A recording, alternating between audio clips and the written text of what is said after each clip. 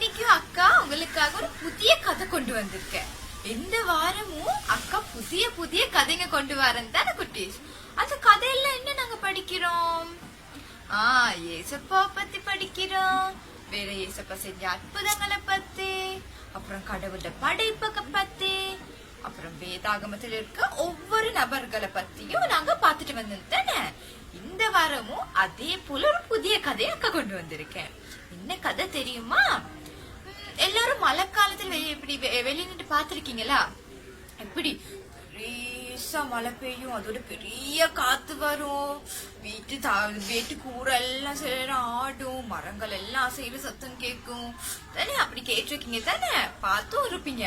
அது போல கடல் தெரியும் தானே எல்லாருக்கும். கடல் எல்லாம் போயிட்டு குளிச்சிருப்பீங்க தானே. ஆமா, இப்ப இன்னைக்கு நாங்க யார்த்துன்னு பார்க்க போறோம். ஏசப்பா அந்த கடலையும் அந்த பெரிய காத்தையும் அதட்டுறாராம். அத பத்தி தான். அது என்ன நடக்குது இந்த கதையில போயிட்டு பாப்போமா? வாங்க போலாம். ஒரு நாள் இயேசு தம்முடைய சீடர்களுக்கு பாடம் கற்பித்துக் கொண்டு இருந்தார்.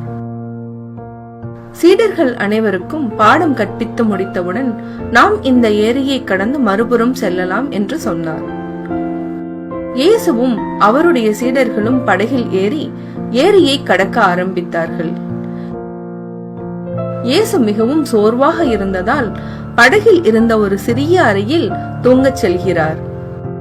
திடீரென்று அவர்களின் படகு ஒரு பயங்கரமான புயலில் சிக்குகிறது. ராட்சத அலைகள் வந்து படகை தாக்க ஆரம்பித்தன. காற்று கடுமையாக வீசத் தொடங்கியது.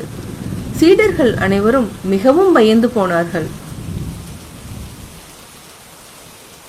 அனைவரும் இயேசு உறங்குகின்ற அறைக்கு சென்று, இயேசுவே எங்களை காப்பாற்றுங்கள், சீக்கிரமாக எழுந்திருங்கள் என்று கதற ஆரம்பிக்கிறார்கள். நம்முடைய படகு பயங்கரமான புயலில் சிக்கியுள்ளது. இன்னும் சிறிது நேரத்தில் நாம் அனைவரும் படகுடன் மூழ்கிவிடுவோம், ஏதாவது செய்யுங்கள் என்று கதற ஆரம்பிக்கிறார்கள். இவர்களுடைய சத்தத்தை கேட்டு இயேசு மெதுவாக எழுந்தார். அறையின் வெளியே போய் பெரிய அலைகளை பார்த்து அமைதி அமைதி என்று கூறுகிறார். அவரது வாயிலிருந்து வந்த வார்த்தைகளால் காற்று வீசுவதை நிறுத்தியது. ராட்சத அலைகள் அப்படியே நின்றது. எப்பொழுதும் போல் படகு ஆடாமல் அமைதியான தண்ணீரில் பயணித்தது. இதை பார்த்த சீடர்கள் மிகவும் அதிர்ச்சியானார்கள். இயற்கை தாய் கூட இவருக்கு அடிபணிகிறதே. இயேசு தன் சீடர்களை பார்த்து, ஏன் அனைவரும் பயப்படுகிறீர்கள்? நீங்கள் இன்னும் என்னை நம்பவில்லையா? நம்பிக்கை இழக்காமல் என் மீது உண்மையான பக்தியை காட்டுங்கள், நான் உங்களை கைவிட மாட்டேன். என்ன குட்டீஸ், ஏசப்பாவோட சீஷர்களும் கடல்ல போறாங்க தானே. போற நேரம் என்ன ஆகுது? பெரிய காத்தடிக்குது, கடல் எல்லாம் கொந்தளிக்க தொடங்குது தானே. அப்ப சீஷர்கள் என்ன பயப்பட்டாங்க தானே. ஏன் ஏசப்பா கிட்ட இருக்க நேரம் அவங்க ஏன் பயப்பட்டாங்க தானே குட்டீஸ்? அப்ப நாங்க யார போல இருக்கணும்? நாங்க சீஷர்கள் போல இருக்க கூடாது. ஏன்னா எங்களோட எப்பயுமே எங்கட கடவுள் இருக்காரு. அப்ப கடவுள் இருக்கனே நாங்க பயப்படணுமா? இல்ல குட்டீஸ். அது போல பாருங்க குட்டீஸ், இந்த சீஷர்கள் பயந்துட்டாங்க. அப்புறம் ஏசப்பா கேக்குறாரு, ஏசப்பா சொல்றாரு இந்த கடலையும் காத்தையும் அதட்டுறாரு. அதட்டினோடனே அது என்னாச்சு? அப்படியே அமைதியாக நின்றுட்டு தானே. ஆமா, அப்ப சீஷர்கள் கிட்ட போயிட்டு கேக்குறாரு, உங்களோட விசுவாசம் எங்க போச்சுங்க? ஆமா குட்டீஸ், பாருங்க, சீஷர்கள் ஏசப்பா பக்கத்திலே இருந்தாரு. ஆனாலும் அவங்க ஒரு நம்பிக்கை இல்லாம போயிட்டு தானே. அப்ப நாங்க அப்படி இருக்க கூடாது. நாங்க எங்கட கடவுள் மேல விசுவாசமா இருக்கணும். அது போல ஏசப்பா எப்பயுமே சிறுவர்களாக எங்கள் மேல ரொம்ப அன்பா இருக்காரு தானே. அப்புறம் எங்களுக்கு எவ்வளவு பிரச்சனைங்க, எவ்வளவு கஷ்டமான சூழ்நிலை வந்தாலும் நாங்க பயப்படக்கூடாது. ஏன்னா எங்களோட யாரு இருக்கா? எங்களோட எங்கட கடவுள் இருக்காரு தானே. அப்ப நாங்க தைரியமா இருக்கணும் குட்டீஸ். ஓகேயா? இங்க பாருங்க, அக்கா ஒரு கை வேலை செஞ்சிருக்கேன் இந்த கதைக்கு ஏத்த மாதிரி. ஏசப்பாவும் இது போலதான் அவட சீஷர்களோட போயிட்டு இருப்பாரு தானே.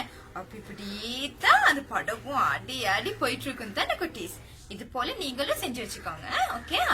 நாங்க பாட்டுக்கு போலாமா? வாங்க போலாம். எல்லாரும் படகுல எப்படி போவாங்க குட்டீஸ்? ஒரு துடுப்பு வச்சிருப்பாங்க தானே படகுல போக. இன்னைக்கு எங்கட கை தான் துடுப்பு. எல்லாரும் இப்படி வச்சுக்கோங்க. பாடலாமா? ஐலசா எலேலோ ஐலசா, ஐலசா எலேலோ ஐலசா, படகு ஒண்ணு பயணம் போகுது, அது இயேசுவோடு பயணம் போகுது. படகு ஒன்னு பயணம் போகுது, அது இயேசுவோடு பயணம் போகுது. அதிலே நீயும் செல்லலாம், அதிலே நானும் செல்லலாம். இயேசு பிள்ளை யாரும் செல்லலாம். அதிலே நீயும் செல்லலாம், அதிலே நானும் செல்லலாம். இயேசு பிள்ளை யாரும் செல்லலாம். ஐலசா எலேலோ ஐலசா, ஐலசா எலேலோ ஐலசா. ஆமா குட்டீஸ், எப்பயுமே எங்கட ஏசப்பா என்னும் படகுல நாங்க எல்லாருமே கலந்து செல்லலாம். ஓகே குட்டீஸ், இன்னொரு கதையோட உங்களை சந்திக்க வரேன். பாய்.